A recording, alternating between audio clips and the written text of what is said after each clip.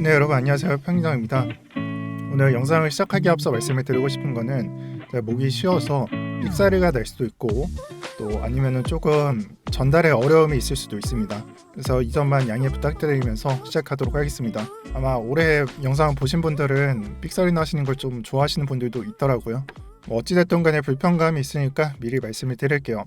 오늘 영상에서 좀 먼저 말씀을 드리고 싶은 거는 바이든이 사우디에 방문을 했고요. 이 목표가 이 유가 때문에 방문을 했다라고 사람들은 보고 있고, 이에 따라서 원자재 가격이 조금 변동이 되었다, 역전시켰다, 단기간으로 볼 수가 있는데, 이것 때문에 각종 증시부터 비트코인부터 해서 차트가 올라가다가 조금 상승세를 멈췄습니다.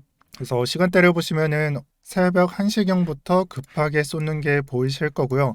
이거는 비트코인의 문제가 아니라 실시간 정세에 맞게 증시가 반영이 되면서, 즉 우리가 볼 때는 나스닥을 주로 보니까 나스닥이 자정을 넘어서 공환시부터 하락을 하면서 그 시기에 맞게 똑같은 비트코인의 차트를 볼 수가 있다라고 말씀을 드리겠습니다. 자, 그럼 이번 하락으로 인해서 상승 추세가 끝난 거냐라고 보실 수도 있는데 그런 건 아닙니다. 제가 어제 영상에서도 말씀드렸다시피 지금의 상승 추세가 계속되고 있지만 나스닥으로서 굉장히 중요한 것은 단기 저항 매물대를 극복하느냐, 극복하지 못하느냐, 이것에 따라서 조금은 조정이 나올 수도 있다라고 반복을 드렸고요. 우리가 이것을 본다면 지금 현재가 그 모습을 나타내고 있는 게 아닐까 합니다. 그래서 저는 이 모습을 해석할 때는 상승 중에 일어날 수 있는 조정이니까 그렇게 너무 염려하지 말라고 말씀드린 점 참고 부탁드리겠습니다. 자, 그럼 단기장에서 굉장히 중요한 부분은 어떻게 될까요? 제가 이 더블 바텀을 보면서 상승을 본다라는 관점을 세웠을 때에는 이게 이런 식으로 진행이 된다라는 시나리오였습니다. 그리고 이것이 깨지게 되는 게 어느 구간일까요? 이 하늘색으로 표시한 20MA에 해당하는 20.5K가 되겠죠. 차트가 내려가면 20에서는 조금씩 내려갈 수 있으니까 한 20.4에서 20.5K까지 터치를 해주게 된다면 저점을 내리는 형태가 되니까 단기 상승 추세 관점이 깨지게 되는 것입니다. 하지만 항상 늘 그렇듯이 제가 강조드리고 싶은 것은 우리가 가장 중요한 것은 현재도 아니고 과거도 아니고 현재 차트 모습을 보면서 보는 이 미래의 관점에 해당해요. 저는 여기서 제 과거의 관점을 말씀드리고 싶어요. 작년, 몇 개월 전 이런 모습이 아니라 불과 1개월 전에 제가 가졌던 시나리오를 한번 생각을 해볼게요. 우리가 일주일 전이라고 하면은 캔들이 7개가 삭제되었을 때를 말을 합니다. 그러면은 7개가 없었을 때 5일선이 어떻게 형성이 됐었을까요? 지금과 같은 모습에서 이런 식으로 형성이 됐었겠죠. 자, 그럼 여기서 제가 어떤 예상을 했었냐?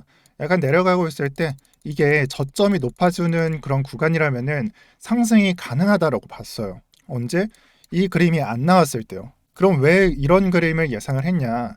주봉상 우리가 봤을 때 5일선이 캔들과 만나는 형태가 바닥에서 횡보 구간과 맞춰서 이 구간에 맞춰지니까 단기적으로는 약간 버틸 것이고, 그럼 쉽게 저점을 터치하지 않고 조금 올릴 테니까 이런 식이 나온다라고 예상을 했었어요. 근데 이 모습은 지금과 크게 다를 바가 없어요. 올해는 지금 2장을 예측을 해야 되는 거고요.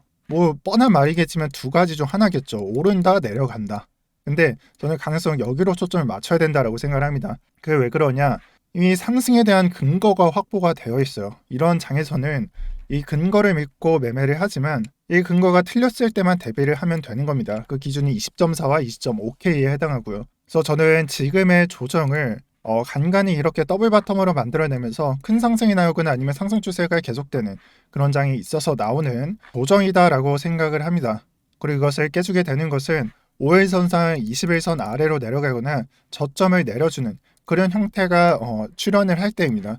대표적인 예가 6월에 있었어요. 6월에 더블 바텀을 형성을 했지만 21선 아래로 내려가면서 또 저점을 내려주게 되면서 30K에서 20K까지 또 연장이 돼서 20K에서 17.6K까지 진행이 되었습니다. 우리는 이것만 조심을 하고 이런 장을 예상을 하면서 접근을 하는 게 가장 합리적인 선택이라고 봐요. 자, 따라서 우리가 미래, 이 오늘뿐만 아니라 오늘은 이런 하락을 조금 걱정을 해야 되지만 상승이 확정됐을 때, 즉 이것을 극복하고 확정이 됐을 때 걱정을 해야 되는 거는 하늘색 선을 타고 여기에 그어드릴게요. 하늘색 선을 타고 5일선이 밑으로 내려가지 않으면서 상승 추세가 반복이 되는, 연장이 되는 그런 그림에서 언제 끝날지를, 또 추세 이탈을 언제 하는지를 걱정을 해야 되는 거고요. 이거는 지금보다는 먼 미래의 얘기라고 보시면 될 것 같습니다. 지금으로 예를 들면은 우리는 이런 구간을 테스트를 하고 있는 거예요. 네, 내려가면은 큰 상승은 어렵지만 버텨낸다면 이런 그림처럼 단기적으로는 상승 추세가 확정이 된다, 상승세가 확정이 된다라고 정의를 해드리겠습니다. 자, 그리고 제가 좀 단기 상승이 좀 커서 좀 기쁜 마음에 여러 가지를 말씀 못 드렸는데 그 말씀 못 드린 것 중에 하나만 말씀을 드릴게요.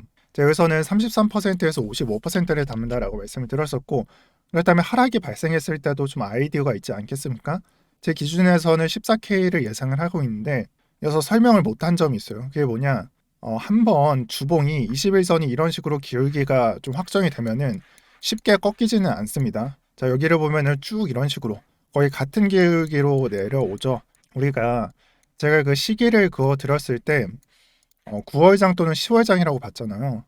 근데 만약에 가격이 여기서 하락을 하든 아니면은 좀 더 가다가 하락을 하면은 만나는 시기가 조금은 달라질 수도 있습니다.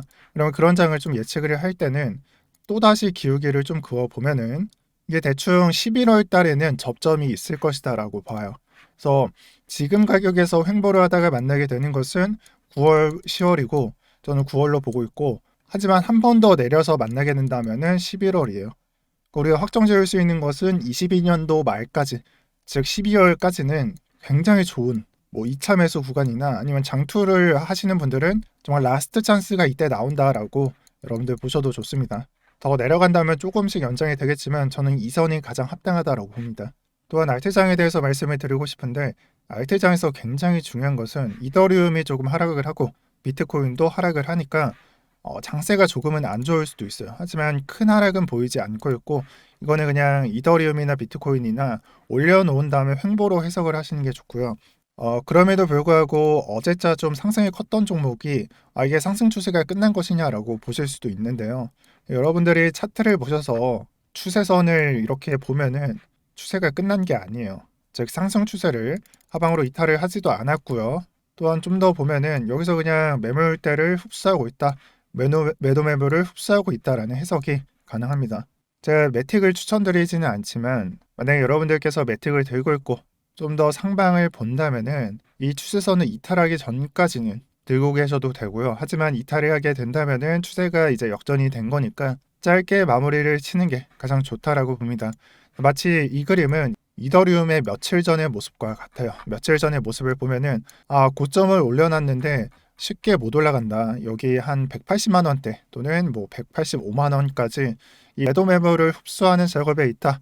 또 저점 또한 크게 내려주지 않는다라고 봤었던 대략적으로 17일부터 18일장과 비슷합니다. 그래서 여기서 이탈을 시키지 않는다면은 올라갈 것이다라고 보시는 게 맞고, 그냥 횡보하다가 흐지부지 하지만은 상승 추세가 또는 상승 압력이 종료가 된다라고 보시는 게 맞습니다.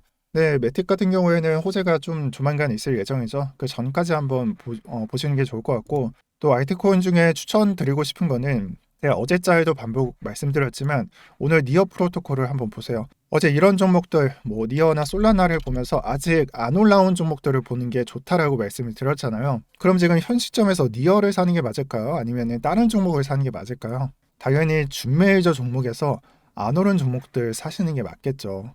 그게 아니면은 장의 순환을 생각을 하시면서 어제는 상승이 컸고 오늘은 하락이 큰 종목들을 매집을 하는 게 낫다라고 봅니다. 지금 현재 장은 정말 복잡한 얘기긴 한데 확장성을 부여하는 레이어 1이나 또는 기술력이 좋은 레이어 2 이런 종목이 먼저 수급을 받았고, 그 짤막짤막한 종목들 중에서 그 중간에 이런 메타버스 계열이나 아니면 P2E, P2E 계열이나 NFT 종목들이 그 중간중간에 끼어있는 장이다라고 보고 있습니다. 아니면 이와 연관이 없더라도 확장성을 부여하고 있는 종목들 좀 눈에 보이실 것 같고요.